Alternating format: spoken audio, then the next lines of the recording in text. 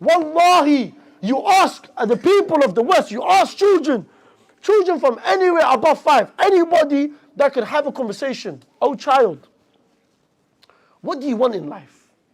This is the people here, in the West, in the UK, all of these Western countries. You ask them, what do you want? I want £1 million, I want a car, I want my own gaming room, 5 years old and above.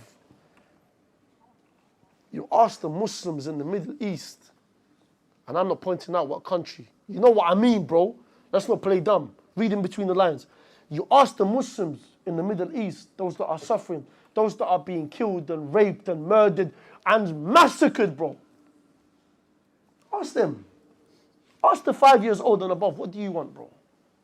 I want my dad back. I want my mum back. I want to see Allah.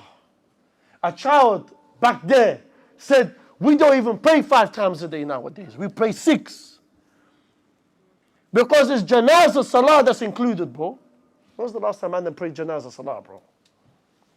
Brothers only come and link up with the man in Jum'ah salah. Pray your 2 ruk'ah. Keep it moving. Alhamdulillah. Link up with the man. Cuss me, bro. Let's go to one of these shops. Get some food. Happy days. Now let's see what girls are around. Let's see what girls are around. The reality, bro. The reality. Let it be. Let it sink in, akhi. We're all guilty of this. We're all guilty of this. But it's time to change, bro. It's time to make a difference, Ak. It's time to stand up for what is right. It's time to give Allah His right.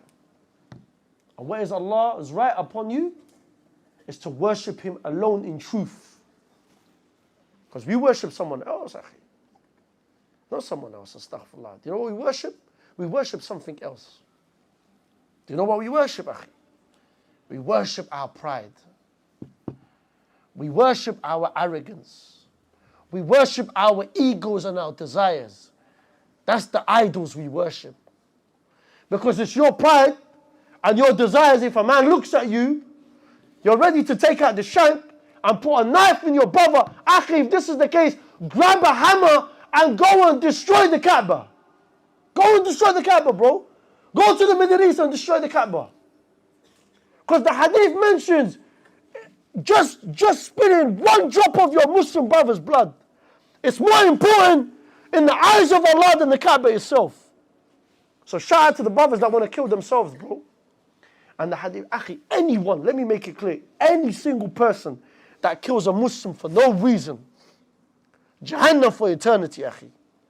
Jahannam for eternity. Your brothers in this community are killing each other. Over women, bro. We've let sisters get in between us. The brotherhood, where's the brotherhood gone, bro?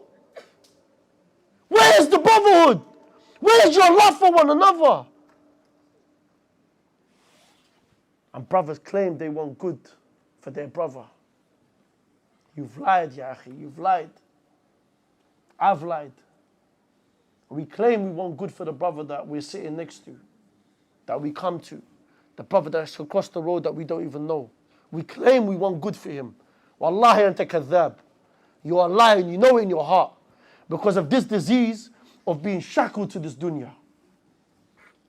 What about salah, ya akhi? The first thing that Allah is going to ask you is about your salah. How is your relationship with salah? Wallah al-azim, I don't expect you to leave off things that is entertaining for us in this dunya. Akhi, I play games. Just last night, I was playing Call of Duty on my tablet with the mandem. Shout out to the brothers. Nothing wrong with that, akhi. Nothing wrong with that. But akhi, there is time. Allah has allocated time for salah, you do it. It's a command from Allah. As the hadith mentions, bro, and listen to this carefully. I'm not here to call you a kafir. Kafir this, kafir that, kafir squared, son of a kafir. I'm not doing that. I don't make takfir on nobody, bro. But let me tell you something, akhi. The Prophet sallallahu alaihi wasallam, my brothers, when I mention the Prophet Muhammad sallallahu alaihi wasallam, say sallallahu alaihi wasallam. That's the least you could do for your Prophet. The least you could do. But the Prophet Muhammad sallallahu alaihi wasallam stated clearly the difference between us and the non-believers is what? Salah. My brother, you left salah. I don't need to point fingers at you, my guy. You already picked your position in the eyes of Allah. You picked your position in the eyes of Allah. As they say, it is what it is, bro. I've got a good heart. I follow the sunnah every now and then. I pray just Jum'ah. What sunnah do you follow, bro? Definitely not the sunnah of the Prophet sallallahu alaihi wasallam. Is it the sunnah of your local imam? That's not the local imam. That's not the sunnah. But the tranquility that we're forgetting, the tranquility within us. And how do you start this? As I mentioned earlier, in the remembrance of Allah do the hearts find ease. How you find tranquility in your lives, bro? In the remembrance of Allah. Do adhkar. Subhanallah, alhamdulillah. Glorify Allah subhanahu wa ta'ala. Stay away from bad deeds, bro. Stay away from sins. Get closer to good deeds, akhi. Make the good deeds your best friend. Make it your friend. Make it to the level, you know how to demand them first thing they wake up. For those of you that don't go to school, you're working, or you're just wasting time with your lives, the first thing you do when you wake up, yo, man them, yo, act. What's the motive today? No worries. That same energy you have to see your friend, in reality, your friend that's a human, is the same energy you need to have for your good deeds. You need to rush to do it. Akhi, something that keeps you away, as the hadith mentions, bro. Something that keeps you away from that guards you from Jahannam, that guards you from the fire, is what? Akhi, giving sadaqah. Giving sadaqah. And the hadith goes on to say, for you to guard yourself from Jahannam is to do what? Even give if it's half a day. Even give if it's half a day. Akhi, when I was about 15, 16, 17, akhi, Rabb al-Kaaba, Allah is my witness, bro. I gave £1 a week. Every Jummah. £1. £1, akhi. And it made a difference in my life. Yes, I was still up to no good. Alhamdulillah. But giving that charity, akhi, left off a lot of weight off my shoulders. And Allah subhanahu wa ta'ala guards you, akhi. You want Allah's blessing, giving charity. You want Allah to guard you from the nar, giving charity. And the hadith continues to say, giving sadaqah is one, and uttering good words. Uttering good words. Uttering good words, akhi. Nowadays, brothers online, everybody's a gangster, bro. Everybody wants to G-check someone behind the screens. Allahumma barik. Everybody's become a keyboard warrior. Where is this, bro? Man, them, Akhiayman just posted a video, or my man just posted something. You know what? I feel miserable, so let me just write something to just make him miserable. Or her miserable. Is this what the ummah has come to? The ummah of softies, akhi. There was a time where the Muslims were being destroyed. And they're still being destroyed, don't get me wrong. But there was a time where the Muslims are being attacked left, right, and center. It's something I believe in, by the way. And subhanAllah, I feel like those that were destroying the ummah till today have now taken a step back. Apart from you know who. But anyway, that's a long story. But those that want to destroy the ummah have taken a step back. Do you know what they fear? Do you know what they... Akhi, there's someone throwing stuff over there. What's going on? Brothers, etiquette of the masjid, bro. This is the house of Allah. And please, don't take me as a role model. Don't look up to me. I'm not an alim. I'm not an imam. So if you feel like I'm someone to benefit from, akhi, the door's over there.